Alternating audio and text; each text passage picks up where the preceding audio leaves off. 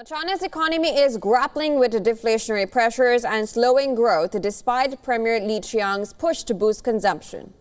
With trade tensions rising and inflation targets being cut, will China's economic recovery remain elusive?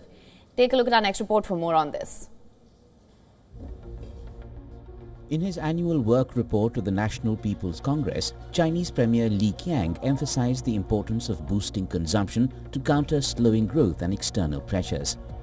While consumption was mentioned 31 times in the report, a significant increase from last year, the government's response remains limited.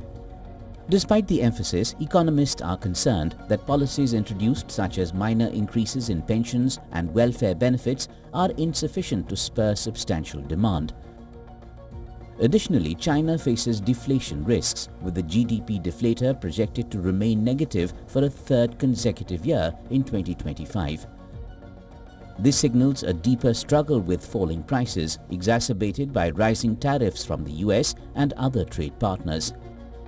Analysts warn that this prolonged deflation could hinder recovery. Premier Li's report outlined a $41.4 billion subsidy plan aimed at stimulating consumption, particularly in electric vehicles and household appliances. While the subsidy program boosted sales of these specific items towards the end of the last year, broader consumer demand remains weak, with few signs of growth in other sectors. Measures like a 20 yuan increase in monthly pensions and minor healthcare subsidies are seen as inadequate in the context of China's larger economic challenges.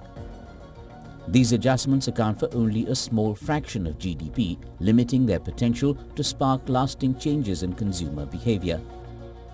Structural reforms such as relaxing the hukou system and overhauling the tax structure are urgently needed to address deeper issues and improve household spending confidence.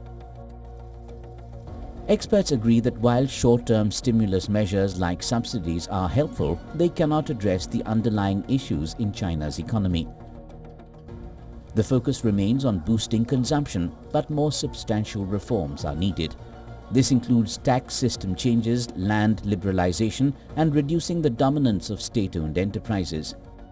Local governments are also set to collect a reformed consumption tax, shifting incentives to encourage spending. However, with rising debt and budget deficits, fiscal constraints may limit the scope of these reforms. As China battles deflation and faces continued global trade pressures, policymakers will have to find a balance between short-term relief and long-term structural shifts to ensure sustainable economic growth. Business Bureau, WION World is One.